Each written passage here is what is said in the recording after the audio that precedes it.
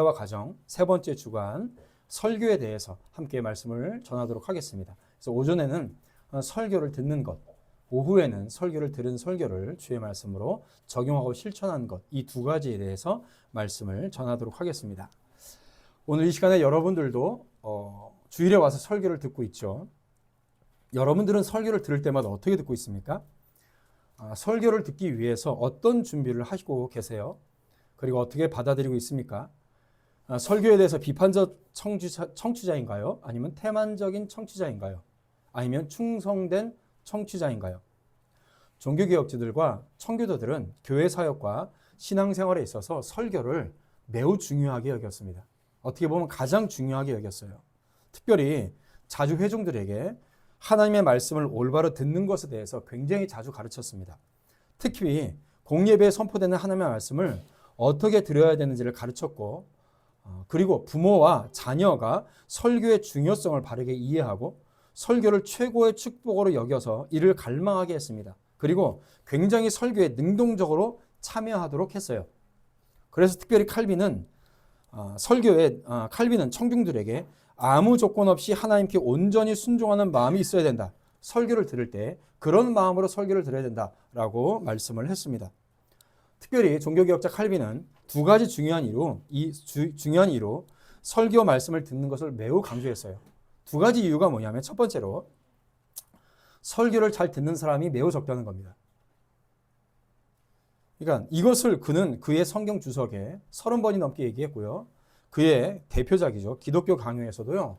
9번, 10번 정도 계속해서 강조했습니다. 무슨 말이냐면 설교를 들을 때에 그 설교를 구원받는 믿음으로 받는 사람이 매우 적다는 겁니다. 칼빈은 이렇게 얘기했습니다. 똑같은 설교를 100명에게 전하면 그 중에서 20명 정도는 준비된 믿음의 순종으로 말씀을 듣고 나머지는 무가치하게 여긴다. 웃거나 야유를 보내거나 설교를 혐오한다. 이렇게 얘기합니다. 여러분, 칼빈이에요. 그 위대한 종교개혁자 설교가였던 칼빈이 설교를 했는데도 그렇게밖에 안 들어요. 그러면 지금 우리는 어떻겠습니까? 지금 설교를 듣는 여러분들은 어떻겠어요? 오늘날 얼마나 더 문제가 심각하겠습니까? 지금은요, 여러분, 홍수 속에 먹을 물 없다고 각종 매체에 설교가 넘쳐납니다. 유튜브 영상 틀면 설교를 얼마든지 들을 수 있고요.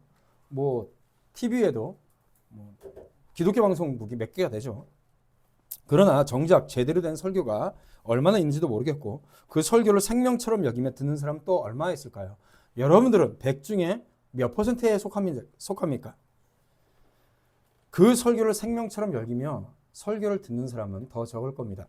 두 번째로 칼빈이 설교를 중요하게 여기는 이유 중에 하나는 뭐냐면 설교를 구원과 축복을 주시는 하나님의 수단으로 여겼어요. 그렇기 때문에 설교를 중요하게 여겼습니다. 설교를 통해서 구원과 축복이 임한다는 겁니다. 여러분, 전체 우리가 구원을 받는 구원의 긴 서정이 있어요. 구원의 맨 서정 중에 맨 처음 우리가 구원받기 위해서 맨 처음 일어난 일이 뭐냐면 뭐죠? 소명입니다. 소명. 부르심이에요. 이 부르심이 뭐냐면 쉽게 얘기하면 구원으로 초청하는 목소리예요. 그런데 이 구원의 부르심, 이 목소리에는 두 가지 목소리가 있습니다. 외적인 목소리가 있고요. 내적인 목소리가 있어요. 그러니까 외적 소명, 외적 부르심 이렇게 얘기하고요. 내적 소명, 내적 부르심 이렇게 얘기를 합니다. 내적 소명, 내적 부르심은 쉽게 얘기하면 성령께서 내 마음을 감동시키시는 겁니다. 감동시키시는 거죠. 그런데 이런 내적인 부르심, 내적인 소명이 있으려면 외적인 부르심, 외적인 소명이 있어야 됩니다. 그게 뭐냐면 설교예요. 설교가 없이 성령님은 역사하지 않으세요. 특별히 그 설교가 정확하게 복음의 진리에 명확하게 합당해야지만이 성령께서 역사하십니다. 설교하는 설교자가 하나님의 복음의 진리에 맞지 않게 설교를 하더라도 성령께서는 역사하지 않으세요. 그리고 설교를 듣는 자가 생명처럼 여기지 않으면 성령께서 역사하지 않으세요. 그렇기 때문에 설교자를 통해서 복음이 선포되면 그 선포되는 설교를 통해서 내적으로 역사하시는 성령께서 그 영혼의 그 내면에 역사하시는 겁니다. 그래서 설교를 외적인 소명, 그리고 성령님을 외적인 소명, 외적인 사역자 이렇게 부릅니다. 그러니까 설교자의 설교를 통해서 성령께서 역사하시는 거죠. 그러니까 얼마나 설교하는 게 무서운 일입니까? 그래서 칼빈은 이렇게 얘기합니다. 성령님이 듣는 자들에게 능력을 역사하실 때에 그들 안에 성령의 내적 효험이 있게 되며 그들은 믿음으로 설교를 붙잡게 된다. 이렇게 얘기를 하고 있어요. 그러니까 어떻게 해야 돼요? 설교자는 철저하게 성경 말씀을 제대로 선포해야 되는 것이고요. 그리고 듣는 자는 선포된 설교의 말씀이 나에게 역사하시는 성령의 음성으로 들어야 되는 거예요. 그렇게 붙잡아야 되는 거예요. 대충 시간을 지나가면 안 되는 거죠.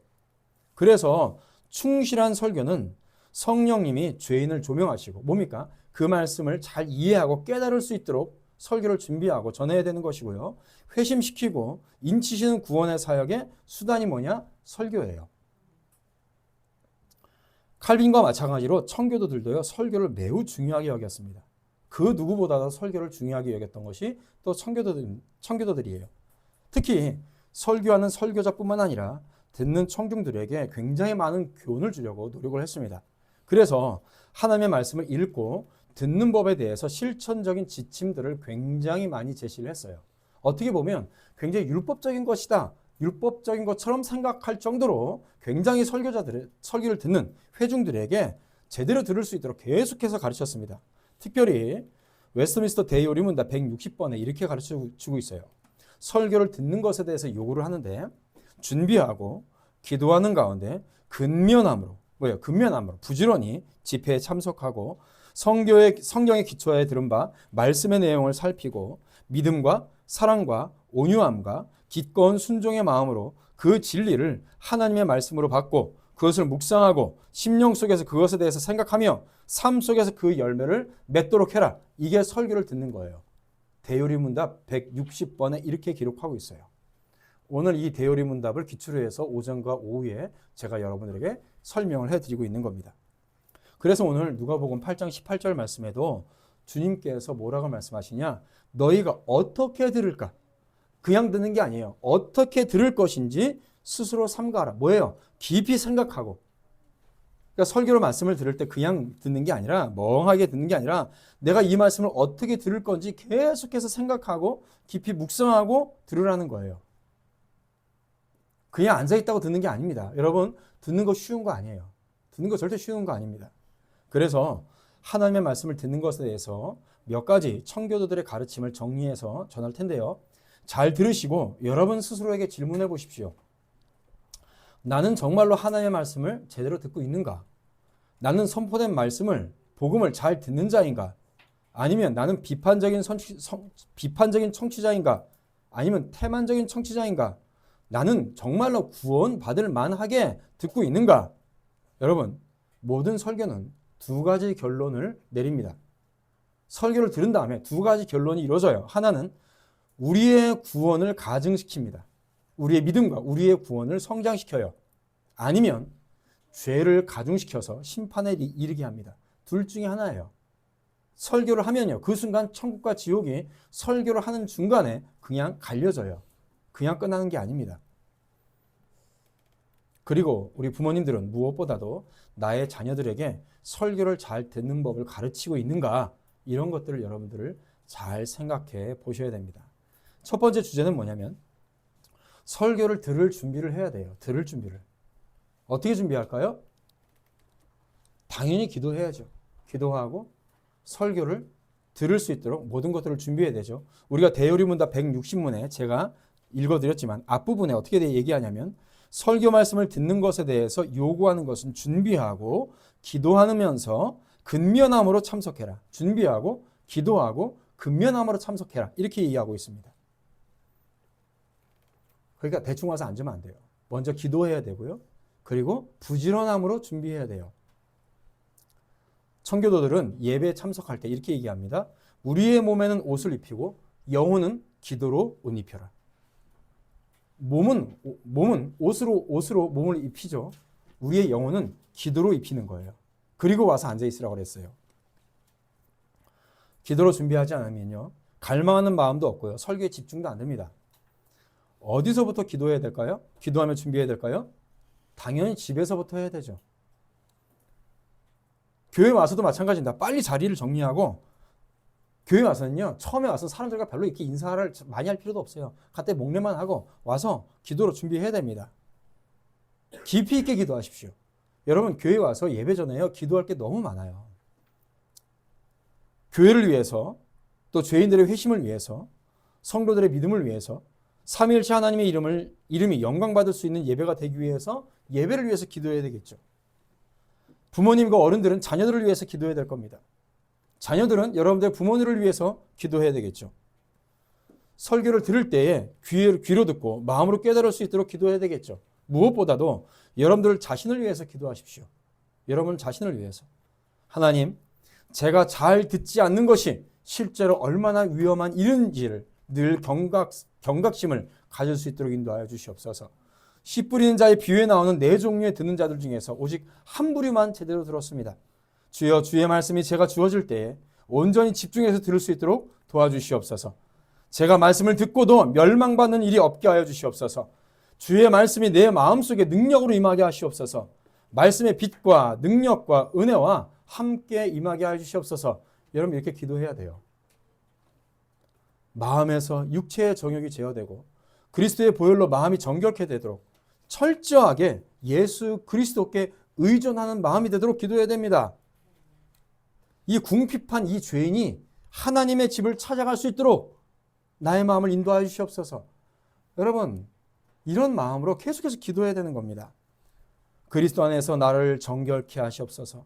하나님 임재하여 주시옵소서. 마음과 영혼 안에 하나님과 참된 교통이 있게 하여 주시옵소서. 여러분 기도할 게 얼마나 많은데요. 그러니까 교회 와서 기도하시죠. 여러분 기도할 때요. 우리가 기도에 대해서 굉장히 잘못 배우는 게 있는데요. 정말로 깊이 있게 생각하면서 기도해야 돼요. 막 이렇게 말한다고 그게 기도가 아니에요. 내가 무엇을 참되게 기도해야 되는지, 하나님의 말씀 앞에 어떻게 기도해야 되는지, 오늘 예배 전체를 통해서 생각하면서 예배 순서를 통하여서 어떻게 하나님께서 나에게 임재하실지 이런 것들을 생각하고 깊이 있게 묵상하면서 하나하나 조리 있게 기도해야 됩니다. 막 떠든다고 그게 기도가 아니에요. 그리고 설교자를 위해서 기도해야 됩니다. 설교하는 목회자가 성령의 기름 부음을 받아서 입을 열어서 복음의 비밀을 담대하게 말하여 주시기를 기도해야 돼요. 에베소 6장 19절에도 주님께서 그렇게 명령하고 있어요. 죄를 깨닫게 하시고 말씀을 통하여서 믿음의 활력이 있게 하시고 그 말씀을 통해서 나로 하여금 겸손하게 하시고 성령의 능력이 부어져서 구원받는 백성들이 파도같이 일어나는 하나님의 역사하심으로 주의 축복받는 약속이 이루어지기를 우리는 함께 기도해야 됩니다. 근데 교회에 오기 전이나 오고 난 다음에나 이런 갈망도 없어요. 그냥 기도도 안 해요. 거기에 어떻게 성령이 임하겠습니까? 성령님은 임하지 않아요. 두 번째로 여러분 설교를 들을 때에 반드시 이 자세를 가지고 있어야 되는데요. 생사의 문제라는 것을 기억하고 들으십시오. 설교를 듣는 거는요. 죽고 사는 문제입니다. 설교를 하는 거는요. 죽고 사는 문제예요. 여러분이 듣고 있는 이 설교에 대해서 여러분들은 맨 마지막 심판 때에 여러분들의 인생이 끝날 때에 하나님 앞에 여러분들이 직고해야 될 때가 옵니다. 무슨 말이냐?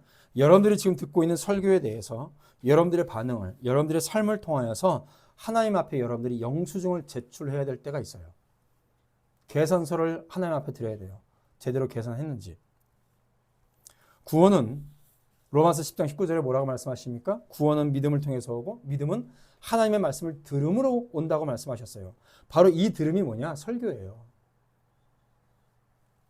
그러므로 설교는요. 생사의 문제고요. 구원의 문제입니다. 설교를 잘 듣는 것은요. 구원의 문제예요. 천국과 지옥을 가르는 문제입니다. 그래서 선포되는 말씀은 둘 중에 하나의 결과를 나타냅니다. 우리를 하나님의 나라로 끌어올리거나 지옥으로 던져버립니다. 둘 중에 하나예요. 우리의 구원을 돕거나 우리에게 지옥의 정죄를 심화시킵니다. 우리를 그리스도의 사랑의 끈으로 끌어당기거나 아니면 불신의 덫에 걸려서 내던져지게 되는 것이 설교입니다. 우리의 영혼을 부드럽게 하거나 완고하게 할 것이고요. 우리의 눈을 밝히거나 어둡게 할 것이고요. 그리스도를 향해서 우리의 마음을 열거나 혹은 닫아버릴 겁니다. 쉽게 얘기하면 둘 중에 하나예요. 설교를 듣는 이 순간에 그리고 설교가 들려진 다음에 끝난 다음에 결과는 둘 중에 하나로 끝납니다. 이 자리에서 끝나요. 우리의 영혼을 부드럽게 하거나 완고하게 하겠죠. 그래서 데이비드 클락슨이라는 존 오웬의 동료고 탁월한 청교도 목사이며 자신의 믿음을 지키기 위해서 영국 왕에게 쫓겨났던 데이비드 클락슨은 이렇게 얘기합니다. 누구든지 복음의 설교를 듣고 하늘나라로 더 가까이 들려 올라갈 수도 있고 그 말씀에 주의하지 않을 때는 지옥으로 더 깊이 떨어질 것이다. 이렇게 얘기하고 있습니다. 그러므로 설교를 듣는 것은 죽느냐 사느냐의 문제예요. 그래서 주님께서 말씀하십니다. 그러므로 너희가 어떻게 들을까 스스로 삼가하라. 그런데 보면 설교하는 것도 우습게 생각하고 그렇게 예배 드리는 것도 우습게 생각하고 설교하는 설교자에 대해서도 우습게 생각하는 거예요. 거의 구원이 어디 있겠어요. 한 가지 예를 들어보죠. 한국 사람들의 대표적인 우상이 하나가 있습니다. 뭔지 아세요? 한국 사람들이 대표적인 우상 뭐냐면 건강입니다. 전 세계에서 한국 사람들처럼 건강을 중요하게 생각하는 사람이 없어요. 그래서 몸에 좋다고 하면 한반도에서 씨가 마릅니다. 그런 의미 있죠? 우리나라에 있는 동물과 식물들이 살아남는 방법. 한국 사람들한테 몸에 좋게 보이지 말 것. 뭐 이런 거 있잖아요. 예를 들어서 외국에서 무슨 동물이 들어와가지고 뭐 자연 생태계를 교란시킨다. 그럼 뉴스 한 카트만 보내면 돼요. 그 동물이 몸에 좋더라.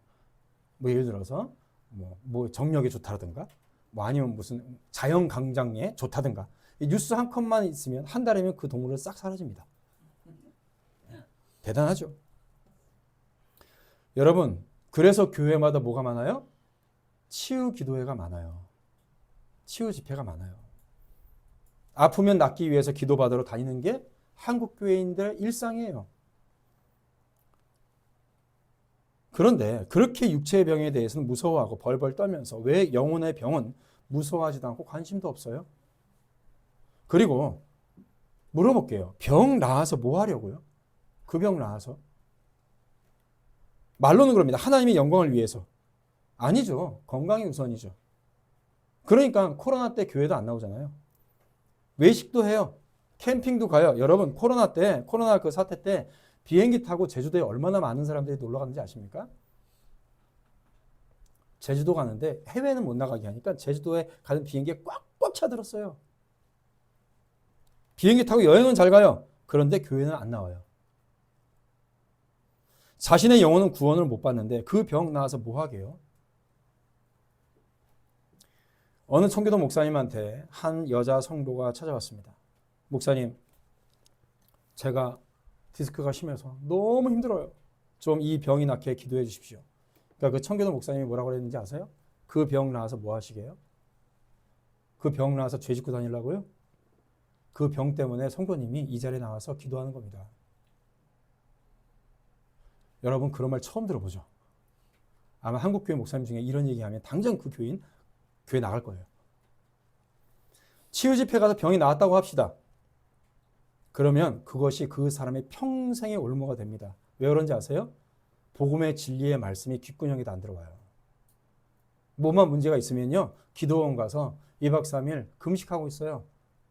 말씀을 통해서 자신의 영혼이 구원받았는지 안 받았는지 관심도 없습니다. 사탄은 그것을 틈타서 그에게 복음의 말씀을 들어가지 않게 해요. 무당 굿하는 데만 쫓아다니는 거하고 뭐가 달라요? 똑같죠. 그러면서 거기 가가지고 기도원 가서 또 그런 병 낫기 위해서 헌금 많이 합니다. 50만 원, 100만 원, 200만 원 막 들어요. 여러분 병원 가서 약 먹고 하면 10,000원이면 돼요. 왜 그거 쓸데없이 돈을 버려요? 그러므로 뭐가 정말로 중요한지, 뭐가 중요한지 그걸 알아야죠. 여러분 설교를 듣는 이 시간에 구경꾼이 아닌 참여자로 설교를 들어야 될 줄로 믿습니다. 사역자 혼자만 노력해서는 안 돼요. 여러분 정말로 잘 듣는 것은 힘든 일이에요. 그것은 듣는 내내 하나님을 예배하는 겁니다. 여러분 성중은요 하나님의 말씀을 이 시간에 잘 듣고 있는 것이 예배하는 거예요. 어떻게 보면요 강의를 하는 것보다 학교에서도 그래요. 강의를 하는 것보다 앉아서 듣는 것이 더 힘든 겁니다. 순간에 집중력이 흐트러지거든요. 주의 깊게 듣는 사람들은 속히 반응해요. 그것이 회개든 결심이든 결단이든 하나님께 찬양이든 감사든 뭐가 나와요. 그런 반응을 통해서 하나님은 영광 받으시는 겁니다. 그래서 잠언 18장 15절 말씀에 보면 명철한 자의 마음은 지식을 얻고 지혜로운 자의 귀는 지식을 구한다. 이렇게 말씀을 하고 있어요. 뭐예요? 말씀의 지식이 그 마음속에 심령에 깊이 있게 자리 잡는 거죠.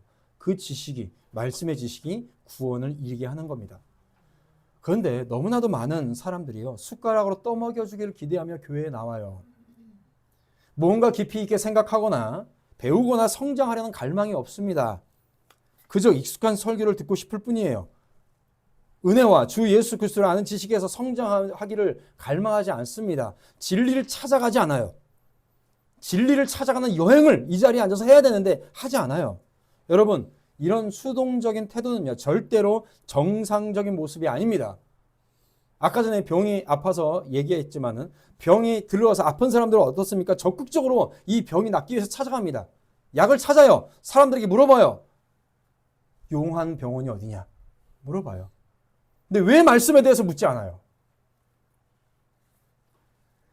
여러분, 우리가 살아가는 삶의 모든 영역도요, 남이 숟가락 떠먹여 죽여서 되는 것은 아무것도 없습니다. 그것은 공산주의예요. 보세요. 어린 아이들도요, 어느 정도 크죠? 그러면요, 어린 아이들끼리 있는데 엄마가 음식을 옆에서 떠먹여주면 어린 아이들도 그것을 이상하게 생각해요. 너 아직 안 컸냐? 7살짜리도 그렇게 얘기한다고요. 우리 학생들 학교에서 예를 공부를 해요. 멍하니 앉아있으면 그게 머릿속에 들어옵니까? 앉아서 뭡니까? 그 영상 강의 이렇게 듣는다고 그걸 알아들어요? 그거 듣는다고 못 알아들어요. 그거 가만히 앉아서 듣고 있죠? TV 보는 거하고 똑같아요. 내가 힘들여서 시간과 노력을 투자해서 땀을 들여서 하지 않으면 그 학업에 대한 것들을요, 배우지 못해요. 직장 생활도 마찬가지고요. 모든 삶이 마찬가지입니다. 떠먹여 죽여서 되는 거 아무것도 없어요. 그런데 왜 교회 와서 떠먹여 주고 소화시켜 달라고 그래요? 많은 교인들이 지적이고 영적인 도전을 하지 않습니다. 하나님의 말씀으로 죄를 깨닫고 도전받는 것보다 그냥 등 토닥여 주기요. 그렇죠? 그냥 내버려 두기를 원해요. 그래서 성도들이 그래요. 목사님, 그냥 편하게 예배 시간에 앉아서 가만히 있다가 떠나게 그냥 놔두십시오. 예, 저는 그렇게 못합니다. 여러분, 농사 지어 보셨는지 모르겠지만 상추 하나도 그냥 둬서 맛있게 나는 거 아무것도 없어요. 그렇죠? 때에 따라서 물 줘야 되고 솎아줘야 되고 그래야지 예쁘게 맛있는 상추가 하나 딱 나와요. 여러분, 상추 하나도 그런데 구원받는 영혼은 오죽하겠어요? 그냥 놔둔다고요? 그렇게 사람을 그냥 놔두죠? 그건 썩은 과일보다 못한 존재가 돼버리는 겁니다. 기가 막힌 사실은요, 예수님도요, 말씀을 듣는 자들에게 숟가락으로 떠먹여 주지 않으셨어요. 예를 들면 누가복음 14장 26절에서 주님은 이렇게 말씀하십니다. 물은 내게 오는 자가 자기 부모와 처자와 형제와 자매와 더욱이 자기 목숨까지 미워하지 않으냐 하면 능히 내 제자가 되지 못하고, 이렇게 말씀하고 끝내셨어요. 설명을 안 해주셨어요. 많은 사람들이, 이 말씀에 많은 사람들이 힘들어합니다. 그럼 뭐야? 부모도 버리라고? 자식도 버리라고? 나 어떻게 해야 돼? 예수님은 그것에 대해서 그 어떤 설명도 하지 않으셨어요. 너가 생각해봐, 이거예요. 이렇게 예수님은 종종 진리를 선포한 이후에 아무 설명도 해주지 않으신 것들이 굉장히 많습니다. 더 심한 것도 있죠. 오른손이 범죄였으면 잘라버려라. 눈이 범죄했느냐? 뽑아버려라. 그리고 천국에 가는 게 낫다. 그럼 뭐 어떻게 하라는 거예요? 정말로 오해를 불러올 위험을 무릅쓰고 주님은 그렇게 선포하셨어요. 자신을 따르는 자들에게 숟가락으로 떠먹여 주기를 거부하셨습니다. 만약에 지금 현재에 이런 식으로 설교하는 목회자가 있다면 쉽지 않을 겁니다. 목회가. 예수님은 그의 말씀을 듣는 자들에게 너희가 어떻게 들을까 스스로 삼가해라. 깊이 생각해보고 묵상하고 이 말씀이 나에게 어떻게 적용해야 되는지를 좀 깊이 있게 생각해봐라고 이 말씀을 계속해서 말씀하시는 겁니다. 그러면서 우리에게 듣는 것을 깨달으라 명령하셨어요. 생각하도록 도전하신 겁니다. 그러니까 우리는 노력해야 됩니다. 수고해야 돼요. 생각 없이 멍하니 있는 건 설교를 듣는 자세가 아닙니다. 그래서 하나님의 말씀을 들을 때에 여러분 자신에게 하나님께 이렇게 물어봐야 돼요. 하나님은 이 설교를 통해서 내가 어떻게 달라지기를 원하시는가? 하나님은 내가 알지 못하는 무엇을 알기를 원하시는가? 하나님께서 이 말씀을 통해서 내가 버리기를 원하는 죄는 무엇인가? 죄에 대해서 설교를 하죠. 내가 버려야 될 죄가 무언가? 하나님의 진리의 말씀이 선포되죠. 그러면 내가 순종해야 될 말씀이 무엇인가? 이런 것들을 생각하면서 들어야 되는 거예요. 그럴 때에 하나님께서는요, 여러분들에게 믿고 실천해야 될 진리를 깨닫게 해주시는 겁니다. 그러므로 여러분 기도로 준비하시고요. 생사의 목숨을 걸고 앉아 계세요. 준비되지 않은 세속적인 마음을 가지고 예배에 임하게 되면요. 구원받고 축복을 얻으려는 마음을 그냥 가만히 있으면서 내가 모든 것들을 얻으려고 한다. 그건 뭐예요? 어리석은 도둑심보입니다. 에스겔서 36장 27절에도 뭐라고 말씀하세요? 새 영을 너희 속에 두고 새 마음을 너에게 주되 너희 육신에서 굳은 마음을 제하고 부드러운 마음을 줄 것이며 또 내 신을 너희 속에 두어 너희로 내 율례를 행하게 하리니 너희가 내 규례를 지켜 행할지니라 라고 에스겔서 36장에 주님께서 말씀하고 계시는 겁니다. 그렇기 때문에 이렇게 준비되고 갈망하는 마음을 유지하기 위해서 청교도들은요. 토요일 저녁부터 예배를 위한 준비가 시작돼야 된다라고 얘기를 하고 있어요. 여러분 빵집에 가서 빵 먹죠. 우리는 돈을 주고 사요. 편하게. 그런데 그 빵이 그냥 나옵니까? 밀가루로 반죽을 해야 됩니다. 반죽을 하는데 그냥 반죽을 하는 게 아니에요. 그 빵마다 정확하게 비율이 다 달라요. 그 비율대로 정확하게 반죽을 해야 됩니다. 반죽하고 끝나지 않죠. 그 다음 어떻게 돼요? 발효를 시키는 시간이 또 필요합니다. 그리고 정확한 온도에 정확한 시간에 맞춰서 구워져야 돼요. 그래야 따뜻한 빵 하나가 나와요. 설교를 듣는 게요. 이렇게 해야 되는 거예요. 설교를 준비하는 것도 마찬가지입니다. 그래서 저는요. 설교 준비를 주일날 모든 것들이 끝나면 바로 그 다음 주 설교를 시작해요. 거의 2주의 설교를 연거퍼서 준비를 합니다. 그래서 여러분 주보에 보시면 알겠지만 중간에 다음 주 설교의 주제가 기본적으로 우리 교회는 나와 있어요. 그렇게 해야 주일 예배를 위해 마음이 뜨거워지고 말씀을 잘 듣기 위해서 그 전날 토요일 저녁부터 설교에 대한 말씀을 읽고 미리 묵상하고 기도하며 준비해야 되는 겁니다. 일찍 자야 되고요. 토요일 밤에 충분히 자고 주일 아침에 일찍 일어나 여유 있게 예배를 참석하고 준비하고 와야 되는 거죠. 급하게 일어나서 준비도 되지 않고 졸린 눈으로 대충 교회에 앉아있는데 무슨 설교를 듣겠어요? 머리는 까치집을 해가지고. 옛날에 제가 어느 청년들 많은 자매 제가 한두 번 말씀드린 것 같은데 자매들이 머리를 감고 말리지도 않고 와요. 그럼 왜 와? 제가 물어봤어요. 자매들 결혼식장에도 그런 식으로 가냐고. 아니래. 예배가 결혼식보다 안중하니? 여기는 결혼식장이에요. 주님과 결혼하는 자리라고요. 그러므로 세 번째, 이 시간에 들어올 때요. 전쟁터에 들어간다라고 생각하고 이 예배 시간에 설교 시간에 임하세요. 전쟁터에 여기는. 삶과 죽음의 전쟁터예요. 우리는 여기 전쟁하러 온 겁니다. 많이 얘기하죠. 세상이 전쟁터고 세상에서 영적 전쟁을 치러야 되고 빛과 소금을 다해야 된다. 여러분 거기 전쟁 신경 쓰지 말고 여기 전쟁 신경 쓰세요. 여기서 말씀을 듣는 이 시간에 이 전쟁터에서 이기지 못하는데 무슨 밖에 나가서 영적 전쟁을 치러요. 빛과 소금의 역할을 다해요. 여기서도 빛과 소금이 못 되는데. 여러분들이 사탄마귀는요. 여러 가지 방편을 통해서 여러분들이 설교 듣는 것을 방해합니다. 내적인 방해도 있고요. 외적인 방해도 있어요. 내적인 방해는 뭘까요? 세상적인 염려도 있을 거고요. 육신의 정욕, 냉담한 나의 마음, 비판적인 정신, 흐트러진 마음 이런 것들이 있을 겁니다. 설교가 그렇게 중요하게 여겨지지 않는 생각들 이런 것들이 여러 가지가 있을 거예요. 외적인 것도 있을 겁니다. 날씨가 점점 더워지면 온도나 날씨도 외적인 요인이 될 것이고요. 교회 와서 다른 사람들의 행동이나 옷차림, 소음들, 돌아다니는 사람들 때문에 주의가 산만해질 거예요. 그러니까 여러분들도요. 다른 사람들에게 방해가 되지 않게 굉장히 주의해야 됩니다. 함부로 예배 전에는 돌아다니지 마시고요. 여러분 민폐예요. 옷차림도 마찬가지예요. 옷차림도 마찬가지예요. 마치 결혼식에 하객으로 참석하는 사람들처럼 깨끗하고 단정하게 오십시오. 그렇다고 해서 비싼 옷 입고 오라는 얘기가 아니에요.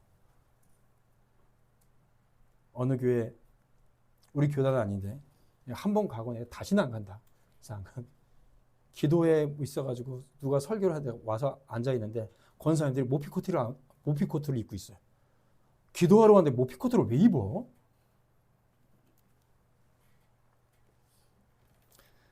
예배에 합당하게 깔끔하게 잘 챙겨서 입고 오면 됩니다.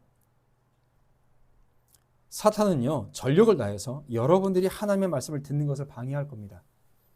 왜냐하면 진실로 그 말씀을 들으면요, 자신의 소나기에서 이 사람들이 벗어날 것이라는 것을 그는 알고 있어요. 그래서 사탄은 설교가 시작되기 전에 여러분들을 방해할 거예요. 토요일부터, 그리고 주일 예배를 참석하기 전부터 여러분들을 방해할 거고요. 이 시간에 이 말씀을 들은 이 시간에 여러분들을 방해할 겁니다. 그리고 설교가 끝나고 축도가 끝나면 바로 여러분들의 마음속에서 말씀을 집어가려고 방해할 겁니다. 그렇게 방해할 거예요. 길가나 돌밭이나 가시밭에 뿌려진 씨앗처럼 사탄은 여러분들의 마음과 생각 속에서 하나님의 말씀이 뿌리내지 못하게 잡아채 갈 겁니다.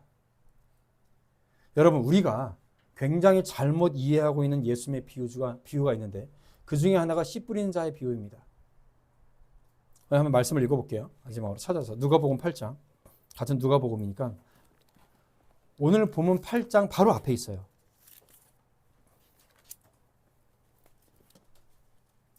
(8장 9절에서부터 15절이에요)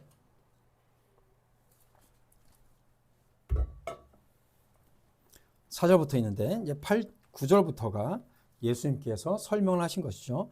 누가복음 8장 10절부터 15절 같이 천천히 읽읍시다. 시작. 이르시되 하나님의 나라의 비밀을 아는 것이 너에게는 허락되었으나 다른 사람에게는 비유로 하나니 이는 그들로 보아도 보지 못하고 들어도 깨닫지 못하게 하려 함이라.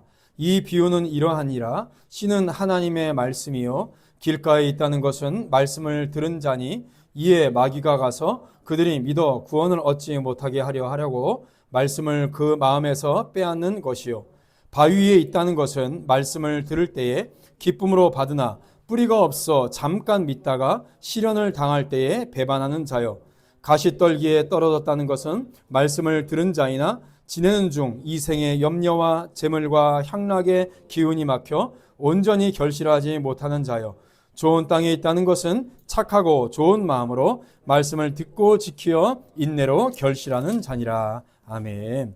이 말씀을 하고 등불의 비유를 하고 오늘 본문 18절 말씀을 하신 거예요. 우리는 이 말씀에 대해서 보통 이렇게 생각합니다.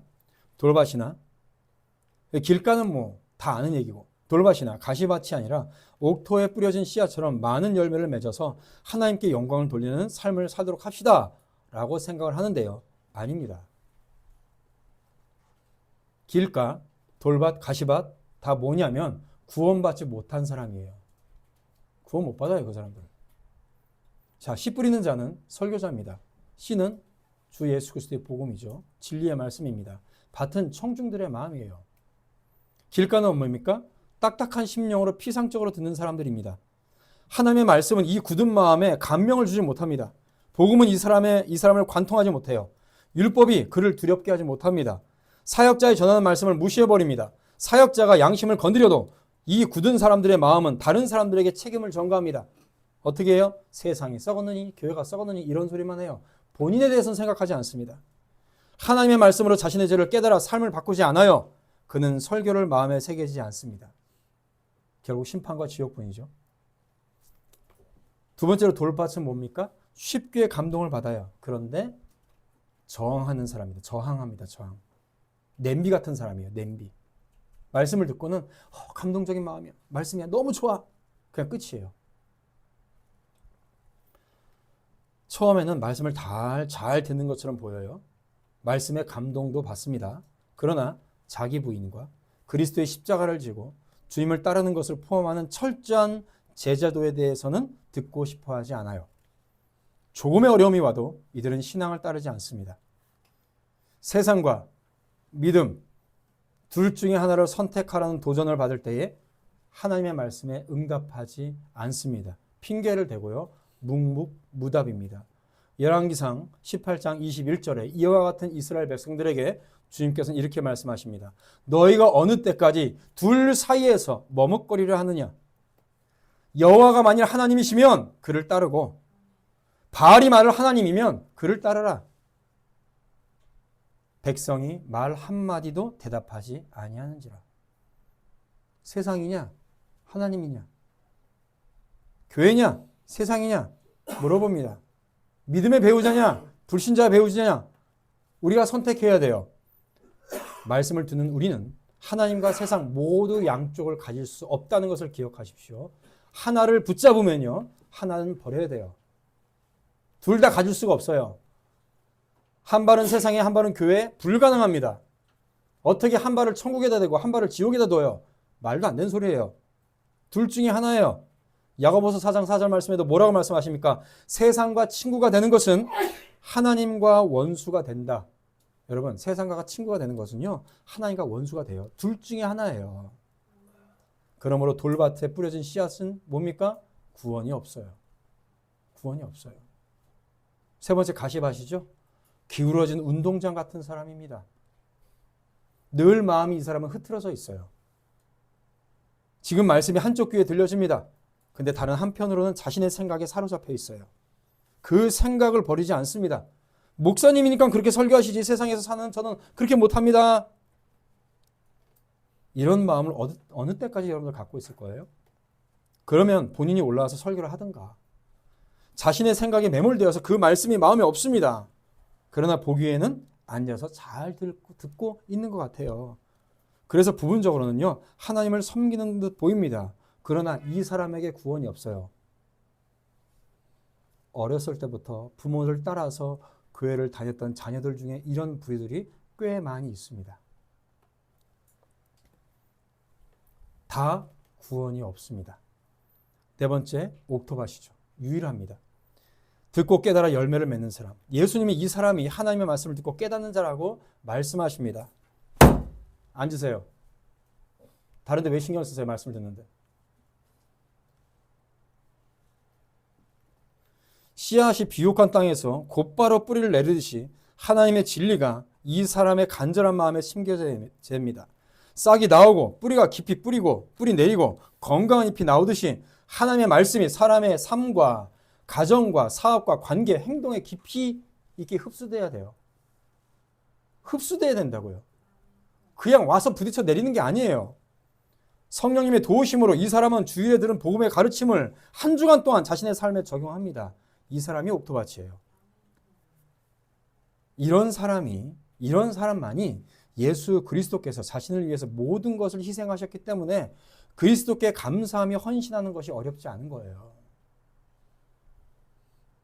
은혜가 그의 마음을 다스리고 있는 겁니다. 그런 사람만이 100배, 60배, 30배의 결실을 맺는다라고 말씀하세요. 이 사람만이 구원받습니다. 칼빈이 말한 것처럼 100명 중에 20명이죠. 4분의 1도 안 돼요. 4분의 1도 안 돼요. 여러분들은 100 중에 몇이에요? 그래서 여러분들에게 설교를 들을 때마다 잘 적고 듣고 묵상하라는 겁니다. 그리고 설교를 나누라고 하는 겁니다. 기본적으로 이것이 연습되고 훈련되지 않으면 설교에 대한 긴장감이 없어요. 예배에 대한 긴장감이 없어요. 그런데 어떻게 말씀을 듣고 있어요? 그리고 말하라고 하면 아무 말도 못 하잖아요? 그건 안 듣는 겁니다. 생명이 없는 거예요. 왜 그걸 그냥 넘어가십니까? 그렇게 해서 여러분 그냥 지옥 가고 말 건가요?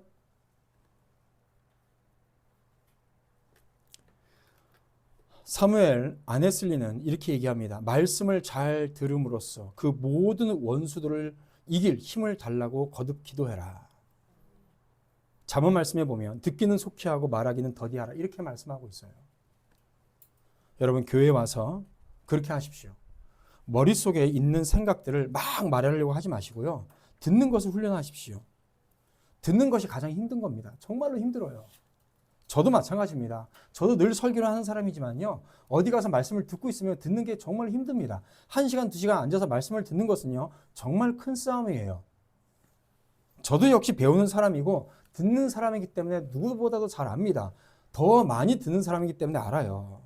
그래서 교회에 와서 그렇게 하십시오. 여러분들 속에 머릿속에 있는 생각들을 막 말하려고 하지 마십시오. 듣는 것을 훈련하세요. 듣는 것이 정말로 힘든 일입니다. 그러면서 마음속으로 하나님의 말씀을 깊이 생각하기로 결심하십시오. 하나님의 말씀이 헛되이 되돌아가지 않을 거라는 약속을 붙잡고 기도하러 나오십시오. 교회 와서요, 여러 가지 헛된 말을 많이 말하지 마십시오. 이따가 오후에도 제가 말씀드리겠지만 너무 많이 헛된 말들을 많이 합니다. 세상의 뉴스들, 뭐 스포츠, 정치, 무슨 얘기를 굉장히 많이 해요. 그런 것들은 밖에서도 얘기할 수 있잖아요, 많이. 들은 말씀을 잘 깊이 묵상하고 그 말씀을 내 앞에 내가 어떻게 적용할 건지, 이 말씀이 어떻게 나에게 은혜가 되는지, 내가 어떤 죄를 지었는지, 어떻게 고쳐야 될 건지, 이런 것들을 생각하고 나눌 수 있어야 됩니다.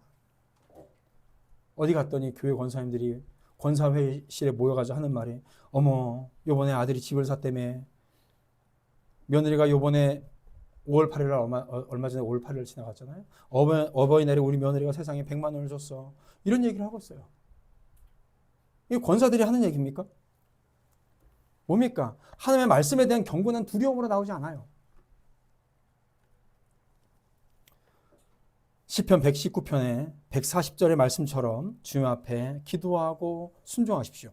주의 말씀이 심히 순수함으로 주의 종이 이를 사랑하나이다. 다윗처럼 하나님의 증거들을 지극히 사랑하고 순금보다 더 사랑하며 거의 마음이 상할 정도로 사모합니다. 하나님의 말씀을 다윗이 얼마나 사모했는지 마음이 상할 정도로 사모했대요. 그 말씀이 얼마나 사모하는지 몸의 육체가 상할 정도로 사모했대요. 다윗은 하나님의 말씀을 너무나도 열렬히 사랑해서 그것을 종일 묵상했다고 합니다. 그러므로 사랑하는 성도 여러분, 말씀을 들을 때마다 성령을 의지하며 하나님의 말씀에 대한 사랑을 키워나시기를 축복합니다.